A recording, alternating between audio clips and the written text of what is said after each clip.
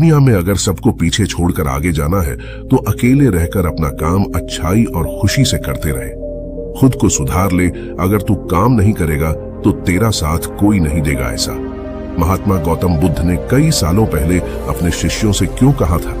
इसके पीछे का कारण क्या है, कहानी क्या है, इसी के बारे में हम आज के इस वीडियो में जानेंगे। तो बिना देर किए चलिए वीडियो की शुरुआत करते हैं। स्वार्थी यानी कि स्वयं का अर्थ। जो इंसान स्वयं का अर्थ जानना चाहता है, जो खुद को समझना चाहता है, क्या वो इंसान आपकी नजर में गलत है? हम जब भी किसी को स्वार्थी कहते हैं तो उसका मतलब तो यही होता है कि वो आदमी स्वयं का अर्थ समझना चाहता है। तो फिर वो गलत कैसे हुआ? स्वार्थी शब्द दुनिया की नजर में, समाज की नजर में एक अलग ही नजरिए से समझा जाता है। अक्सर हम अपने आसपास ऐसे बेहद से लोगों को देखते हैं जो स्वभाव से बहुत अच्छे प्रतीत होते हैं, यानी कि सब लोगों की मदद करते हैं, सबसे अच्छा व्यवहार रखते हैं। लेकिन इसके साथ हमने ये भी देखा होगा कि ऐसे लोग जो स्वभाव के अच्छे होते हैं, दूसरों की मदद करते हैं, वो दुखी भी ज्यादा रहते हैं। और जो लोग स्वार्थी होते हैं वो फलते फूलते चले जाते हैं। तो ऐसे में परमात्मा की सत्ता पर उंगली उठाना निश्चित है। लेकिन अगर ये सत्य है तो हमें कौन सा मार्ग अपनाना चाहिए? क्या हम भी दूसरों के जैसे बन जाएं? पता नहीं आप में से कितने लोग ये मानते हैं कि अच्छे लोग जीवन में बहुत दुखी रहते हैं, लेकिन इसके पीछे का सत्य क्या है? अगर हम इसके पीछे का सत्य नहीं जानेंगे, नहीं पहचानेंगे, तो कहीं ना कहीं हमारा अवचेतन मन भी बुराई की तरफ झुक जाएगा। इसीलिए अपने मन में ऐसे विचार पनपने से पहले इस बात की पूरी सच्चाई, पूरा निष्कर्ष निकाल ले, ताकि भविष्य में आपको अपने अच्छे होने पे पश्चाताप ना हो, दुख ना हो। आज की जो बौद्ध कहानी मैं आपको सुनाने वाला हूँ, उसमें आपको 5 ऐसे तरीके पता चलेंगे जिसके माध्यम से अगर आप कर्म करते हैं तो आप अच्छे कर्म भी कर पाएंगे और दुखी भी नहीं होंगे। एक गांव में आनंद नाम का एक युवक रहता था। उसका भरा पूरा परिवार था। उसके 2 बच्चे थे, उसकी पत्नी थी, लेकिन उसके माता पिता इस दुनिया से चल बसे थे। इसीलिए पूरे परिवार की जिम्मेदारी उसी के कंधों पर थी।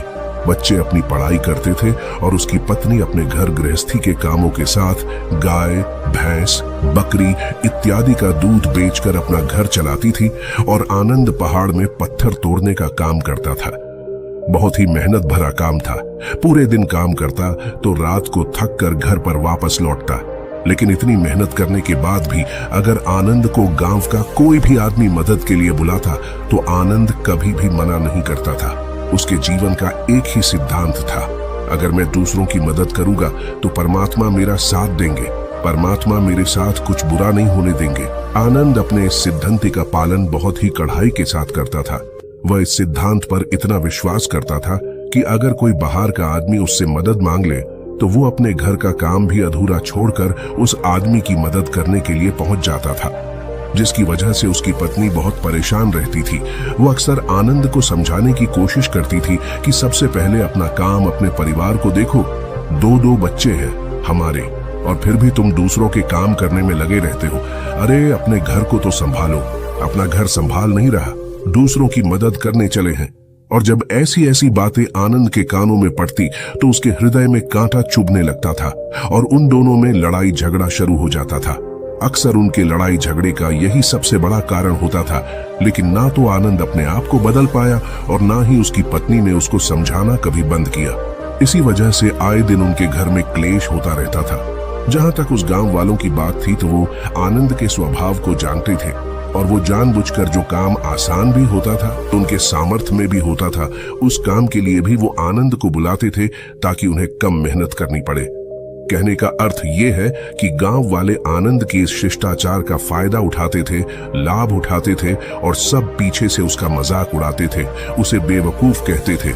ऐसे ही समय भी तरह और एक दिन आनंद की पत्नी बहुत ज्यादा बीमार पड़ गई। आनंद से जो कुछ भी सेवा हो सकती थी उसने वो सब अपनी पत्नी के लिए किया। उसने गांव के वैद्य को बुलाकर अपनी पत्नी की जांच करवाई, लेकिन ये रोग उस वैद्य की पकड़ के बाहर था। इसीलिए उस वैद्य ने कहा कि तुम अपनी पत्नी को नगर में जाकर किसी बड़े वैद्य को दिखाओ तो तुम्हारी पत्नी की जान बच सकती है।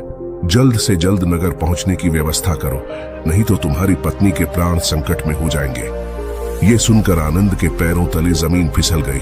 उसने ये नहीं सोचा था कि उसकी पत्नी के प्राण संकट में है। वो सोच रहा था कि कोई साधारण सा रोग होगा जिसका इलाज हो जाएगा, लेकिन जब उसने वैद्य की यही बात सुनी तो वो घबरा गया। अब पत्नी को नगर तक कैसे लेकर जाए, क्योंकि उसके पास इतना धन नहीं था कि वो अपनी पत्नी के लिए घोड़ा गाड़ी करके उसमें अपनी पत्नी को लिटाकर नगर में ले जा सके। उसकी पत्नी की हालत बिल्कुल चलने की भी नहीं थी, इसलिए उसे नगर पहुंचाने के लिए किसी घोड़ा गाड़ी की जरूरत थी। संयोग से उसके पड़ोसी धन्मू के पास एक घोड़ा गाड़ी थी। वो अक्सर व्यापार के लिए अपनी घोड़ा गाड़ी नगर में लेकर जाया करता था। इसीलिए आनंद के मन में विचार आया कि मैं धन्मू की घोड़ा गाड़ी ले सकता हूँ। मैं धन्मू की इतनी मदद करता हूँ, कभी उसके काम को नहीं टालता, तो वो तो मेरे काम को कभी मना ही नहीं कर सकता। और यही सोचकर वो घोड़ा गाड़ी लेने के लिए धन्मू के पास पहुंच जाता है। लेकिन धन्मू बहुत ही चालाक इंसान था।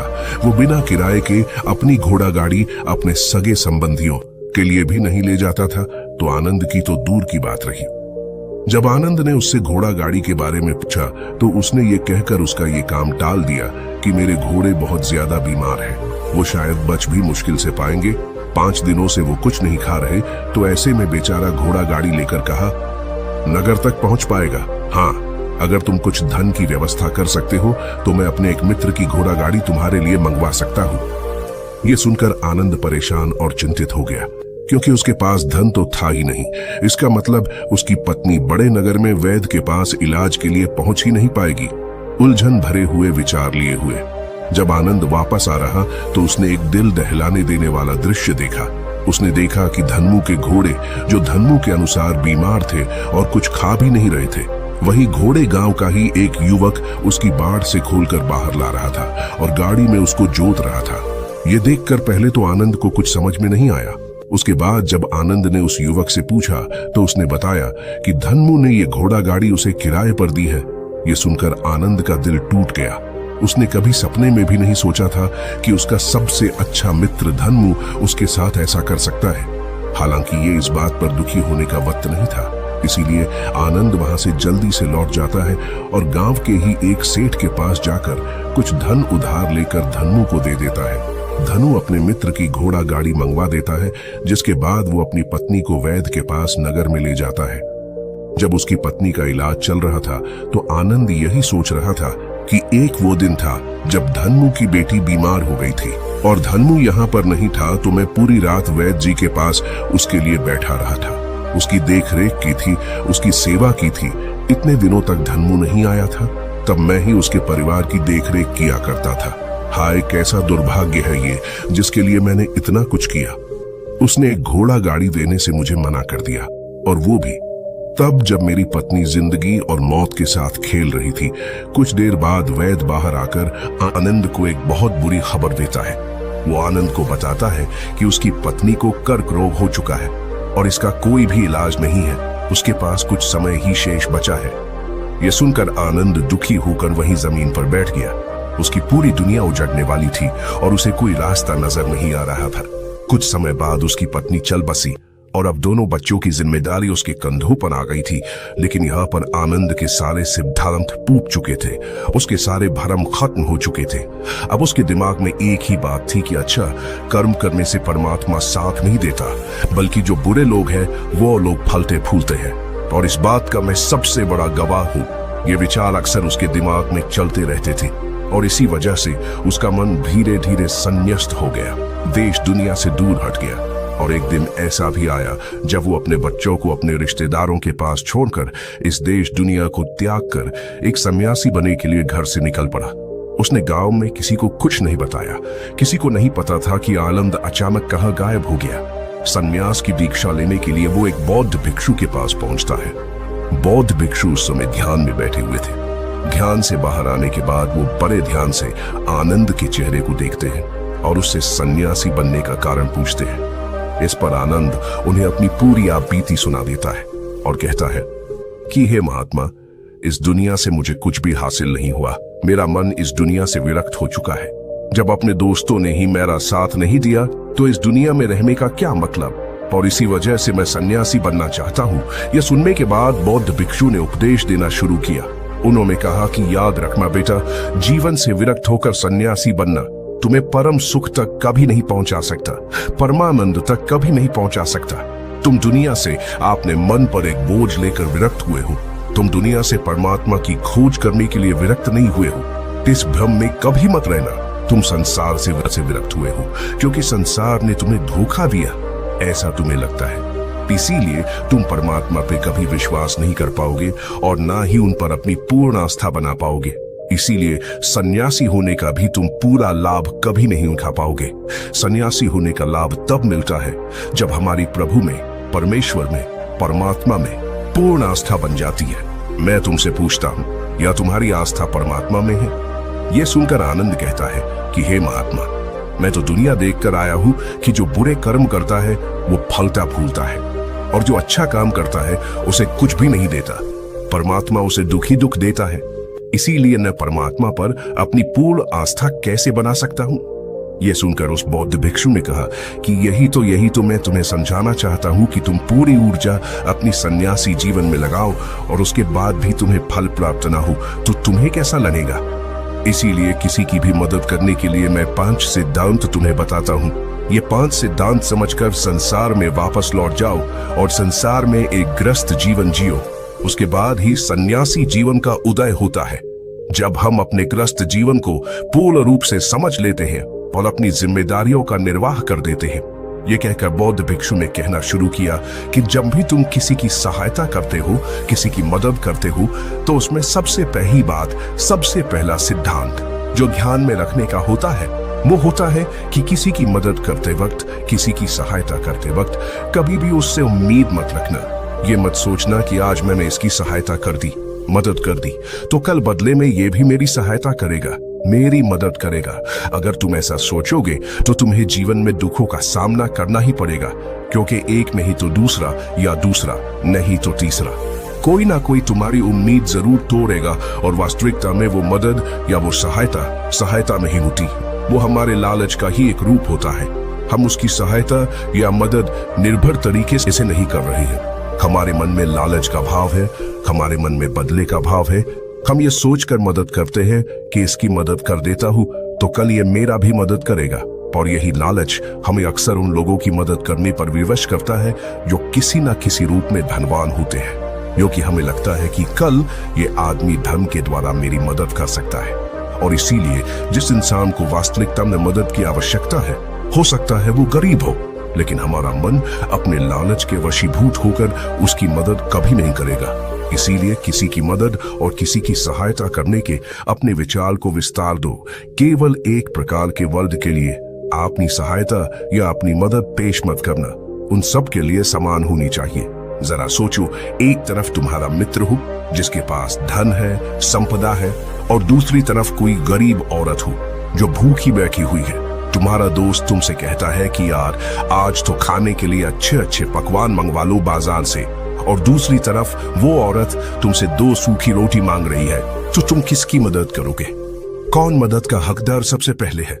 सबसे पहले हमारा कर्तव्य बनता है कि उस औरत की भूख मिटाए, लेकिन अक्सर इंसान ऐसे नहीं सोचता। वो अपने दोस्त को तो खिलावेगा, उसको तो बाजार से बहुत महंगी वस्तु मंगा के दे देगा, लेकिन किसी गरीब को उसकी भूख मिटाने के लिए पैसा या धन नहीं देगा। दूसरी बात जो ख्याल में रखने की है वो ये कि सहायता करते वक्त हमारा लालच कभी भी उसके साथ नहीं जुड़ना चाहिए। अक्सर हम जब किसी की मदद करते हैं तो हमारा लालच और हमारा स्वार्थ उसके साथ जुड़ा होता है, और हम अपनी भविष्य की योजना तैयार करके उस आदमी की मदद करते हैं। हम ये सोचते हैं कि अगर मैं इसका ये काम करेगा तो भविष्य में ये आदमी मेरा वो काम पूरा कर देगा, और वो सहायता, वो मदद बिल्कुल भी परमात्मा के द्वार को नहीं खटखटाती, क्योंकि वो लालच है। आप अपने आप को धोखा देने के लिए अपने लालच को एक सहायता, एक मदद का रूप दे रहे हैं। तीसरी बात जो ख्याल रखने की है वो ये कि अपने सामर्थ्य के हिसाब से दूसरे की मदद करो। कभी भी एक ग्रस्त आदमी को किसी की इतनी सहायता नहीं करनी चाहिए जिससे कि उसका परिवार और उसके बच्चे कष्ट में जीवन बिताए। सबसे पहला फर्ज हमारा होता है अपने परिवार को सुखी रखना, उनकी जरूरतें पूरी करना, और उसके बाद दूसरों की मदद करना आता है। लेकिन कुछ लोग दूसरों की मदद पहले करते हैं और अपने परिवार को मदद कम देते हैं, जिससे कि परिवार में लड़ाई झगड़े आए दिन पनपते रहते हैं, और ये सब हम समाज में देखते रहते हैं। अपने आसपास। अगली बात जो ख्याल में रखने की होती है वो ये कि अपना कर्म, अपनी जिम्मेदारियां पहले निभानी होती है।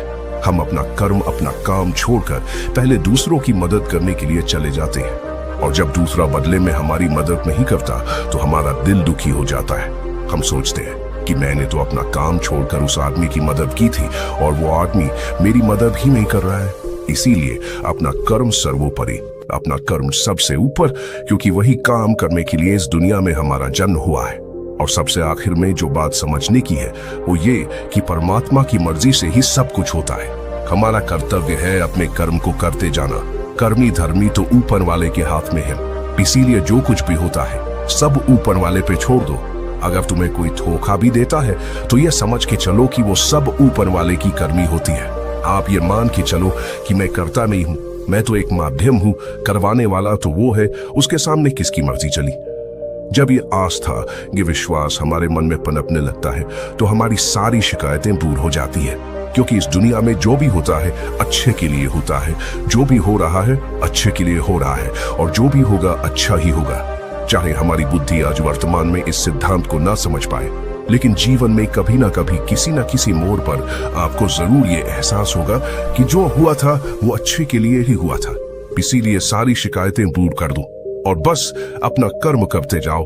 अपने ग्रस्त जीवन को पूर्ण रूप से जिलो और उसके बाद ही सन्यासी जीवन की नींव होती है।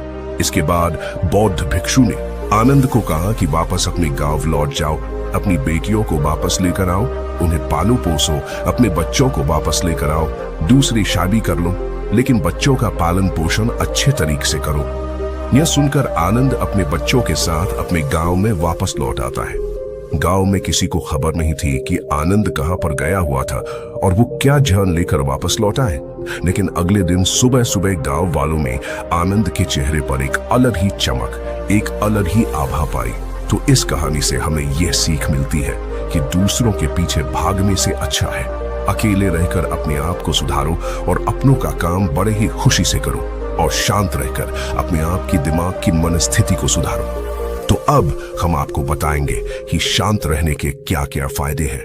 तो चलिए शुरुआत करते हैं। हर तरफ शोर शराबे और भाग दौड़ के बीच खामोशी की अपनी अलग ही खासियत है।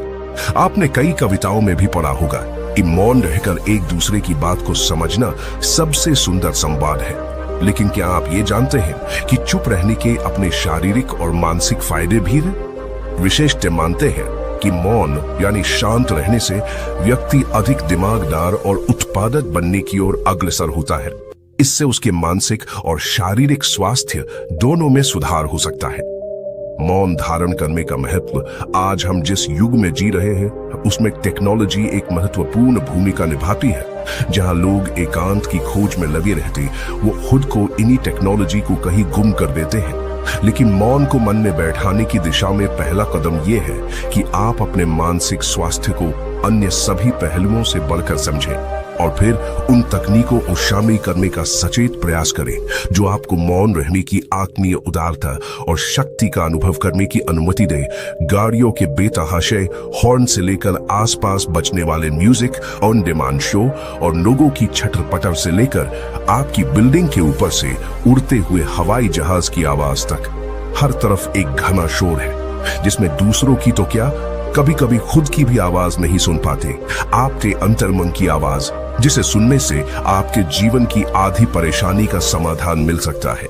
वैज्ञानिक प्रमाणों के अनुसार यह हमारे स्वास्थ्य के लिए बहुत अच्छी बात है लेकिन शांत रहना ब्लड प्रेशर कम कर सकता है, एकाग्रता और ध्यान में सुधार ला सकता है, परेशान करने वाले विचारों को शांत कर सकता है, मस्तिष्क के विकास को बढ़ावा दे सकता है, कोर्टिसोल को कम कर सकता है, अंदर की रचनात्मकता को बढ़ावा मिलता है, अच्छी नींद को बढ़ावा मिलता है, दिमागी रूप से स्वस्थ महसूस कर सकते हैं।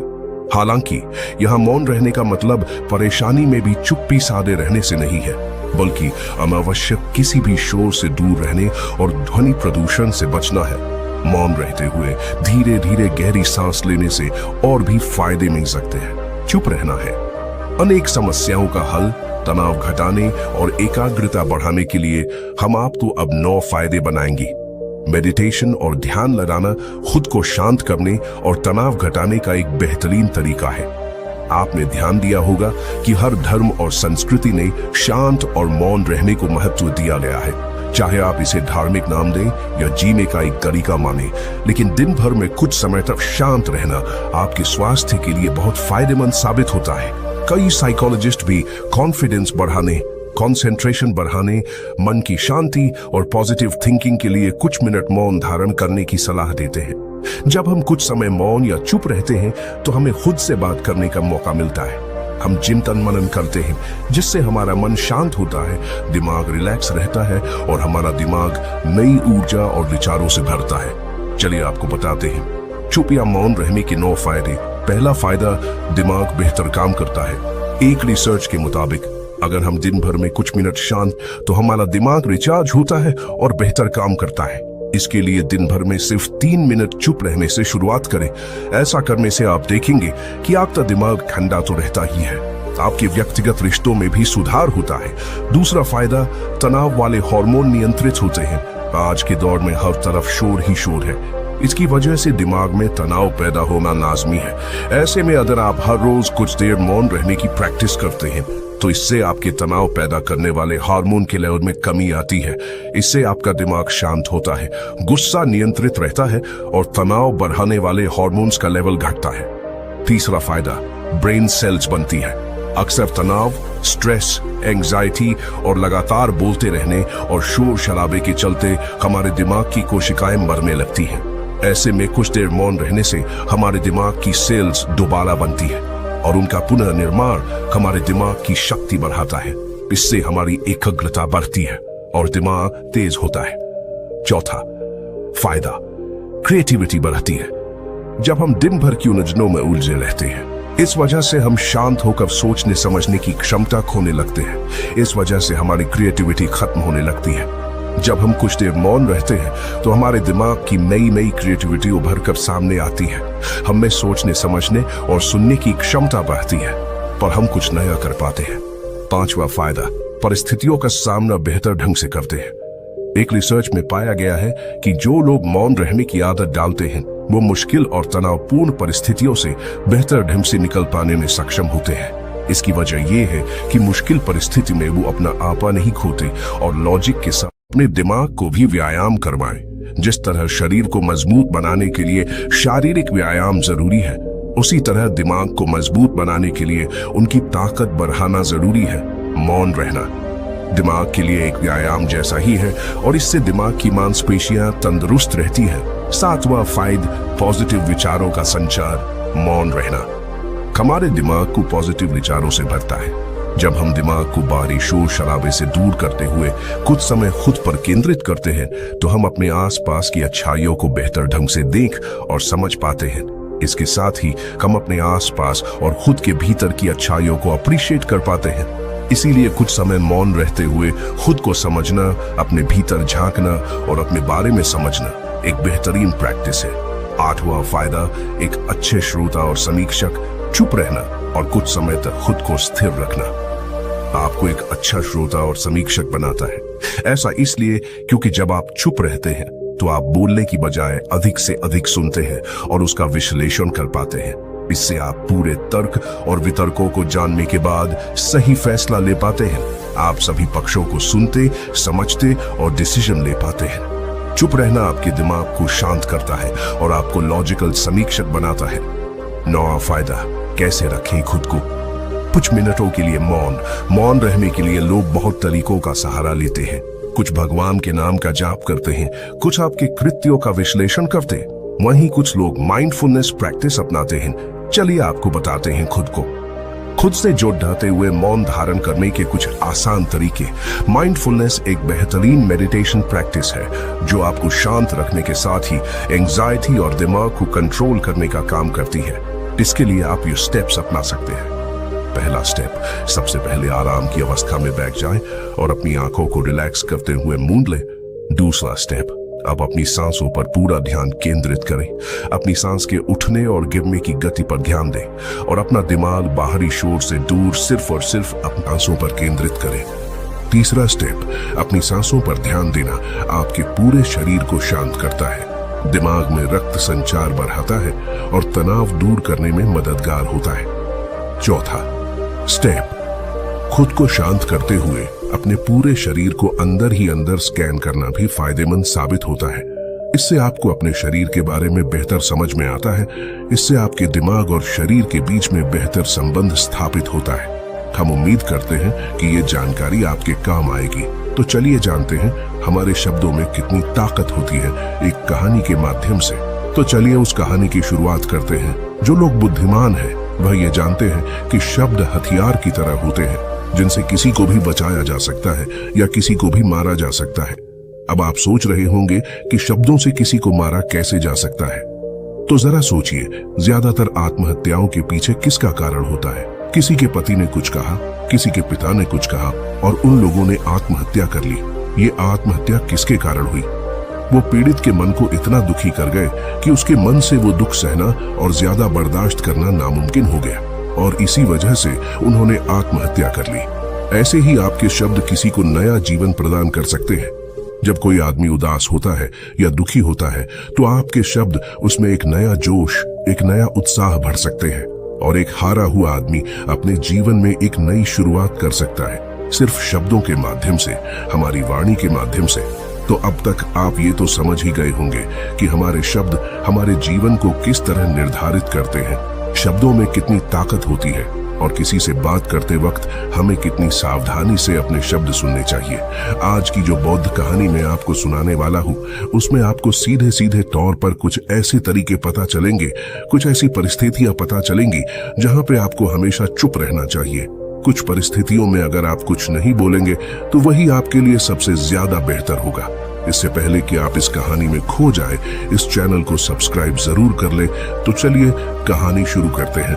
एक बार की बात है, एक युवा लड़का एक बार एक बौद्ध भिक्षु के पास पहुंचा। वो काफी परेशान लग रहा था और उसने बौद्ध भिक्षु से जाकर पूछा कि हे महात्मा, मैं अपने आप से परेशान हूँ, अपने आप से दुखी हूँ। बाहरी रूप से मुझे कोई दुख नहीं है, मैं धन धान्य संपन्न हूँ, मुझे कोई शारीरिक रोग भी नहीं है, लेकिन मैं खुद से परेशान रहता हूँ, अपने मन से परेशान रहता हूँ। अक्सर मेरी बातों को मेरा कोई भी दोस्त गंभीरता से नहीं लेता है और ना ही मेरे परिवार के लोग मेरी किसी बात को गंभीरता से लेते हैं। मैं जो कुछ भी सलाह देता हूँ या तो वह उसे मजाक में उड़ा देते हैं या फिर उसे गंभीरता से लेते ही नहीं है। मेरी बातों को कोई गंभीरता से क्यों नहीं लेता है? क्यों मेरी बातों पर कोई अमल नहीं करता? क्यों मेरी बातों में कोई रुचि नहीं दिखाता? क्या कारण है? कृपया मुझे बताने का कष्ट करें और मेरे मन के इस दुख को दूर करें। ये सुनकर बौद्ध भिक्षु ने कहा कि आज सुबह मैं चालित ध्यान करके वापस आ रहा था। रास्ते में कुछ कौवे कांव कांव कर रहे थे और वहीं पर जब मैं चलता हुआ कुछ दूर आया तो मुझे एक मोर की मधुर आवाज सुनाई दी। ये सुनकर अचानक मेरे मन में ख्याल आया कि कौवे कितना कांव कांव करते हैं, कितना बोलते रहते हैं, लेकिन कोई भी प्राणी कौवे की आवाज को पसंद नहीं करता। मोर हमेशा सही परिस्थिति के हिसाब से बोलता है। जब भी बारिश होने वाली होती है और बादल गरजते हैं और बारिश होने की आशंका होती है, ऐसे में मोर अपनी मधुर आवाज में गाता है जो सभी को प्रिय होता है, सभी को अच्छा लगता है। ऐसे ही अगर इंसान सही परिस्थिति के हिसाब से सही शब्द बोले, सही वाणी बोले, तो वही वाणी दूसरों के लिए संगीत हो जाती है, संगीत बन जाती है और दूसरे लोग तुमसे सम्मोहित हो जाते हैं और वहीं पर तुम्हें सब लोग गंभीरता से लेने लगते हैं। और दूसरी तरफ अगर तुम यूं ही बेफिजूल ऐसे ही बोलते रहते हो, बिना किसी बात के बोले चले जाते हो, तो फिर तुम्हें कोई गंभीरता से नहीं लेता। तुम उस कौवे की भांति हो जाते हो जिसकी वाणी कोई पसंद नहीं करता और बाद में तुम्हें दुख होता है कि तुम्हें कोई गंभीरता से क्यों नहीं लेता। इसीलिए अपने शब्दों को बेहद बुद्धिमानी के साथ इस्तेमाल करना सीखो। अगर तुम नहीं सीखोगे तो समाज में तुम्हें कोई सम्मान या कोई गंभीरता से नहीं लेगा। ये सुनकर वो युवा लड़का बोला कि हे महात्मा, मैं जानता हूँ कि मैं ज्यादा बोलने की बीमारी से ग्रस्त हूँ, मुझे इतना नहीं बोलना चाहिए, लेकिन मैं अपने आप पे काबू नहीं रख पाता और ना ही मैं इतना बुद्धिमान हूँ कि मैं अपने शब्दों को नाप तोल कर बोल सकूं। मैं तो किसी से बात करते वक्त इतना सोचता भी नहीं कि मुझे अपने शब्द किस तरह इस्तेमाल करने हैं। कृपया करके कुछ ऐसी परिस्थितियां बता दीजिए जहां पर मुझे कम बोलना है या फिर बोलना ही नहीं है, हमेशा चुप रहना है। अगर आप मेरा ऐसे मार्गदर्शन कर सकते हैं तो मेरा जीवन आसान हो जाएगा और मुझे ज्यादा दिमाग या अपनी बुद्धि लगाने की भी जरूरत नहीं पड़ेगी। ये सुनकर बौद्ध भिक्षु ने मुस्कुराते हुए कहा कि बेटा, वैसे तो इंसान को हर परिस्थिति में सोच समझकर ही बोलना चाहिए, लेकिन अगर वो हमेशा होश में नहीं रह पाता है, ध्यान में नहीं रह पाता है, तो मैं तुम्हारे दैनिक जीवन की कुछ ऐसी परिस्थितियां बता रहा हूं जहां पर तुम्हें हमेशा चुप रहना है। अगर तुम ऐसी जगहों पर कुछ बोलोगे तो जहां तुम्हारा अपमान ही होगा या फिर तुम्हें कोई गंभीरता से नहीं लेगा। सबसे पहली जगह है, या यूं कहे ऐसी परिस्थिति जहां पर इंसान को हमेशा चुप रहना चाहिए, वो है जब किसी ऐसे विषय के बारे में बातचीत हो रही हो जिसके बारे में आपको कोई जानकारी ही नहीं है। तो ऐसी परिस्थिति में व्यर्थ में बीच में टांग अड़ाना, अपना ज्ञान देना, व्यर्थ का ज्ञान, आपको कुछ पता नहीं है लेकिन फिर भी आप अपना ज्ञान देने के लिए उत्सुक है, तो ऐसी जगह पर आपका अपमान ही होगा। जरा तुम खुद सोचो, जब कोई बीमार आदमी अपनी बीमारी के बारे में चर्चा कर रहा हो और आपको उस बीमारी के बारे में कोई भी ज्ञान नहीं है, लेकिन फिर भी आप व्यर्थ में, बेकार में उसे ऐसी ऐसी औषधियों बता रहे हैं जिनका उसकी बीमारी से कोई तालमेल ही नहीं है, तो ऐसे में आप अपनी प्रतिष्ठा अपने हाथों से खो रहे होते हैं और आपको पता ही नहीं होता। ऐसी परिस्थिति में आदमी को हमेशा सुनना चाहिए। ध्यान से सुनना भी एक कला होती है। अगर आप सुनने का दिखावा करेंगे तो कहीं ना कहीं सामने वाले आदमी को ये एहसास हो जाता है कि ये मेरी बात पूरे ध्यान से नहीं सुन रहा है। इसीलिए जब आपको किसी विषय के बारे में पूरी तरह से जानकारी ना हो तो वहां पर केवल अपने कान लगाना ही ज्यादा महत्वपूर्ण होता है, ज्यादा जरूरी होता है। आप उस इंसान की बातें ध्यान से सुन सकते हैं और इसी बीच आप दोनों के बीच एक संबंध पैदा होगा और उस संबंध सच्चा होगा, क्योंकि आपने उसके बात को बड़े ही ध्यान से सुना है और इस बात का पता सामने वाले को भी होता है। तो हम बिना कुछ बोले सिर्फ सुनने मात्र से किसी को अपना दोस्त बना लेते, अपना मित्र बना सकते हैं। इस बात को हमेशा ध्यान में रखना। दूसरी जगह जहां इंसान को हमेशा चुप रहना चाहिए वो है खाना खाते वक्त। खाना इंसान को हमेशा चुप रहकर खाना चाहिए, मौन रहकर खाना चाहिए। महात्मा बुद्ध और उनके भिक्षु हमेशा चुप रहकर भोजन करते हैं, शांत भाव से भोजन करते हैं, परिपूर्ण होकर भोजन करते हैं, पूरी तरह से करते हैं, एक एक टुकड़े का स्वाद लेकर भोजन करते हैं। और ऐसा भोजन जब आपके शरीर में पहुंचता है तो वो आपके अंग अंग तक ऊर्जा पहुंचाता है। अक्सर हम भोजन करते वक्त कुछ ना कुछ बोलते रहते हैं, कुछ ना कुछ सुनते रहते हैं, लेकिन मौन रहकर पूरा स्वाद लेकर उस भोजन को कभी नहीं करते। हम उस भोजन को करते वक्त आधे अधूरे ही रहते हैं और इसीलिए हमारा शरीर रोगों से ग्रस्त हो जाता है। जरा तुम खुद सोचो, बौद्ध भिक्षु हमेशा भिक्षा लेकर भोजन करता है और भिक्षा भी कितनी बिल्कुल मामूली सी, और वो भी एक वक्त। तो एक वक्त भोजन करने के बाद भी वो इतने स्वस्थ रहते थे, इतने उत्साह, जोश और आनंद से भरे होते थे। और हम तो इतना खाना खाते हैं, इतने सारे भोजन की सामग्री हमारे लिए उपलब्ध होती है, लेकिन हमारे शरीर में कोई ऊर्जा नहीं होती। इसका सबसे बड़ा कारण होता है कि हम अपना भोजन होश में नहीं करते हैं, परिपूर्ण होकर नहीं करते हैं, मौन रहकर नहीं करते हैं। इसीलिए अपना भोजन हमेशा मौन रहकर ही करो। तीसरी जगह जहां पर अगर आपने चुप रहना सीख लिया तो इसका मतलब ये है कि आपने अपने ऊपर विजय हासिल कर ली।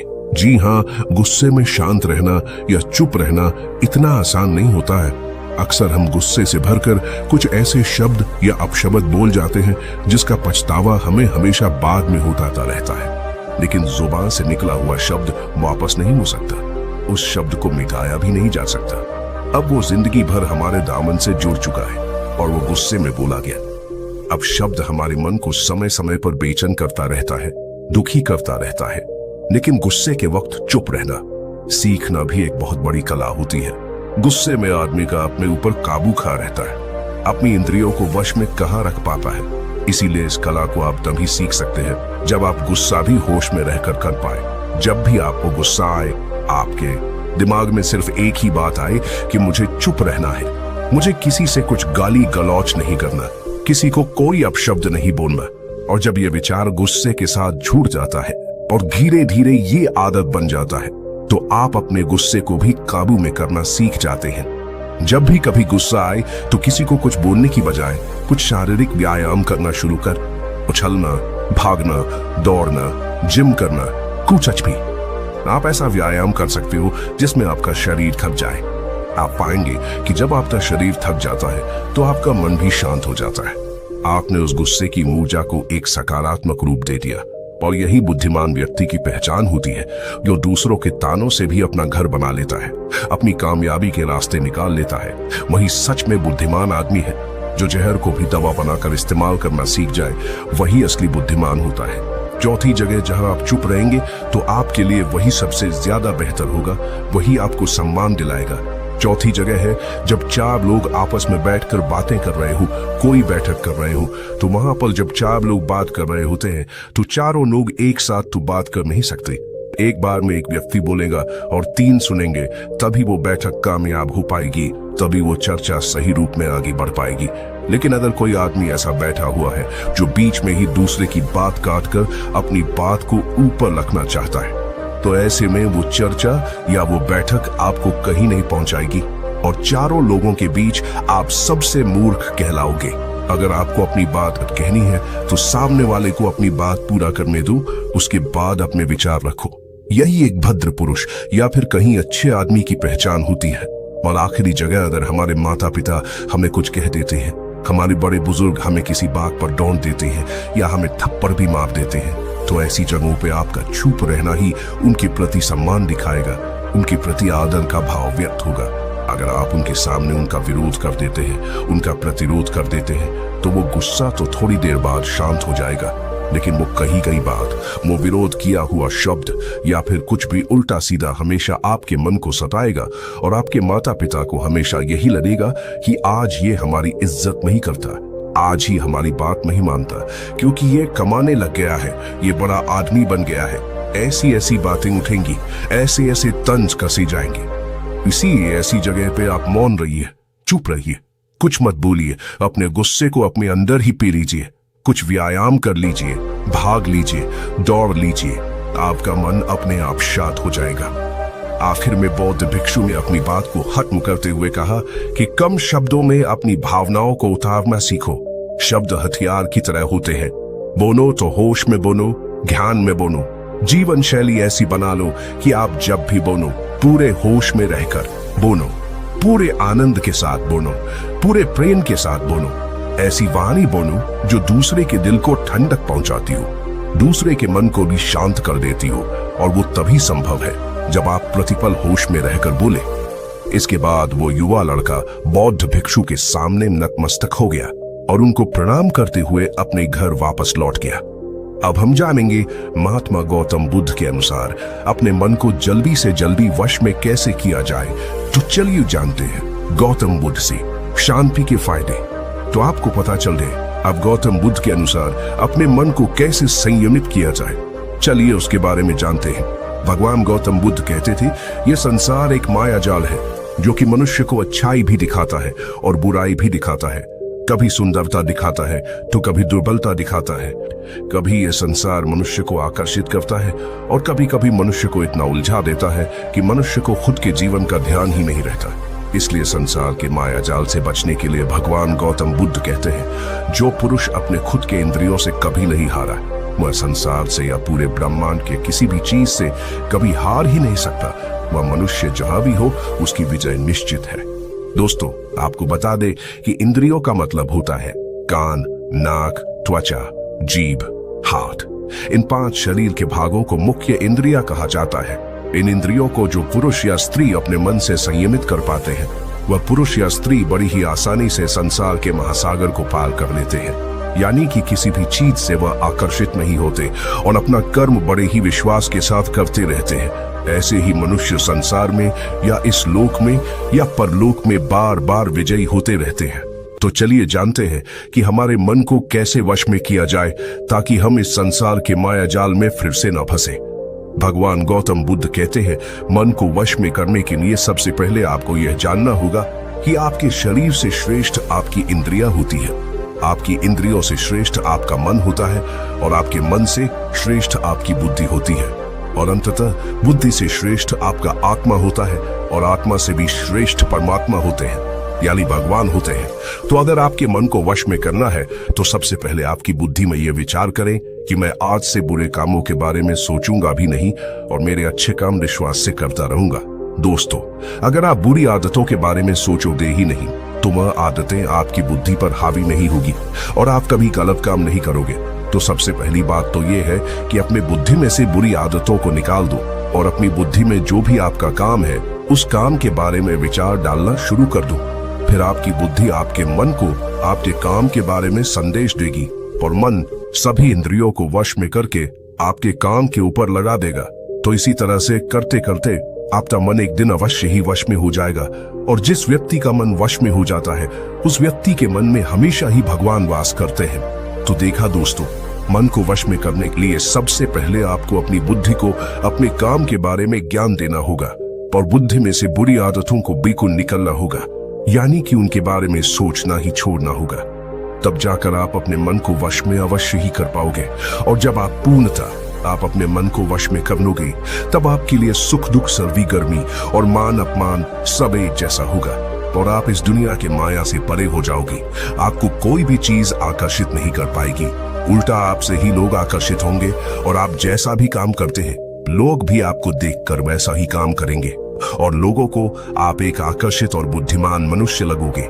इसलिए हमारे भागवत गीता में भगवान कृष्ण ने यह कहा है कि मन का सारा खेल है, मन के हारे हार है और मन के जीते जीत है। ऐसा ही हमारे भगवान बुद्ध ने और ना जाने कितने सफल लोगों ने कहा है। भगवान बुद्ध ने कहा है कि जिसने अपने मन को वश में कर लिया है उसकी जीत को देवता भी हार में नहीं बदल सकते हैं। अर्थात मन को वश में करने का नाम ही आत्मसंयम है, जिसका अर्थ है अपने आप को वश में करना, अर्थात मन वचन और कर्म पर अधिकार प्राप्त करना, ताकि शरीर से कोई अशुभ कार्य न होने पाए, जिससे कोई अपशब्द न निकले और मन में कभी अशुभ विचार न उठने पाए। यदि मनुष्य अपनी इंद्रियों का प्रयोग उचित ढंग से करता है तो ही उस मनुष्य को दूसरों को ज्ञान देने का अधिकार है। यदि उसका अपने मन पर अधिकार नहीं है, उचित और अनुचित का ज्ञान नहीं है, तो वह मनुष्य के पद से गिरकर अन्य योनियों में गिने जाने योग्य हो सकता है। एक कथन है कि हम जैसा सोचते हैं वैसा ही बन जाते हैं। वास्तव में यह विचार नहीं अपितु विचारों का संसार है। हमारी सोच और विचारों का प्रभाव हमारे मन पर गहरा असर छोड़ देता है। मनुष्य के मन में विचार ही बार बार उभर कर आते हैं जो मनुष्य को दिशा देने का काम करते हैं। विचार ही मस्तिष्क को गति प्रदान करते हैं और गलत विचार क्रोध की ओर जाने को विवश करते हैं। यह हमारी भूल है कि हम सोचते हैं कि वचनों की कोई शक्ति नहीं है। संसार में जो भी हुआ, जो भी हो रहा है और जो भी होगा सब हमारे कर्म के प्रभाव से हुआ है, और जो हो सकता है और आगे जो होगा वह कर्म की शक्ति से होता है, वह विचारों की शक्ति होती है। यदि हमारे अंदर आत्मसंयम नहीं है तो आत्मिकता का धन हमारे हाथ नहीं आ सकता है। हम इंद्रियों के जाल में फंसकर पहले तो निर्मल होंगे, फिर अपमानित होते हुए पहले अपना अनिष्ट करेंगे और फिर किसी और का करेंगे। यह सच है कि जो लोग दूसरों के लिए सोचते हैं उनका मन विश्वासपूर्ण विचारों का स्रोत है। इसलिए यदि बुराई से बचना हो तो अपनी दिशा को भलाई की और मोद्धा देना चाहिए। वास्तव में यदि आप जीतना ही चाहते हैं तो सबसे पहले आत्मसंयम की आदत डाल लें, क्योंकि संयम का अर्थ ही है अपनी बिखरी हुई शक्तियों को निश्चित दिशा देना। मान लीजिए जिस कार्य को नहीं करना है और जब उसे ही करने के लिए मन आकर्षित करता है तो आप उसे प्रयास पूर्वक रोकने के लिए मन बना लें। उसे ही आत्मसंयम कहते हैं। संयम का अर्थ है जब हम आकर्षणों की ओर जाने के लिए हमारा मन सहज रूप से रुक जाए। गांधी जी ने कहा था कि अनुशासन और बलिदान के बिना मुक्ति की आशा नहीं की जा सकती है। लेकिन यह बात भी सच है कि लोग अक्सर गुस्से में विवेक शून्य होकर तुरंत अपने आत्मसंयम को गुस्से में खो देते हैं। यह सच है कि समय बीतने के साथ लोगों के आत्मसंयम में भारी कमी आई है। इसके गंभीर परिणाम सामने भी आए हैं। इसलिए आत्मसंयम की उपयोगिता को किसी भी हाल में कम नहीं आंका जा सकता है। लेकिन यह भी सच है कि शुरुआत में आत्मसंयम का मार्ग थोड़ा कठिन लगता है। अर्थात मन को वश में करने का नाम ही आत्मसंयम है। मनुष्य को मिली हुई शक्तियों को निश्चित दिशा देना संयम कहलाता है। तो दर्शकों, उम्मीद है कि आपको मन को वश में करने का उपाय और शांति के फायदे और कहां-कहां आपको शांत रहना है इसके बारे में इस वीडियो के माध्यम से पता चला होगा। और मुझे यह आशा है कि आप अवश्य ही अपने मन को वश में करोगे और जिंदगी के सभी क्षेत्रों में अवश्य ही सफल होकर अपने परिवार का नाम रोशन करोगे। ऐसी ही और गौतम बुद्ध की प्रेरणादायक सीख लेने के लिए हमारे चैनल को फॉलो करें और ये वीडियो आपको पसंद आया हो तो हमारे चैनल को सब्सक्राइब कीजिए और इस वीडियो को एक लाइक कीजिए और इस वीडियो को जितना हो सके उतना अपने दोस्तों के साथ शेयर करें। मिलते हैं हमारे अगले वीडियो में। नमो बुद्धाय।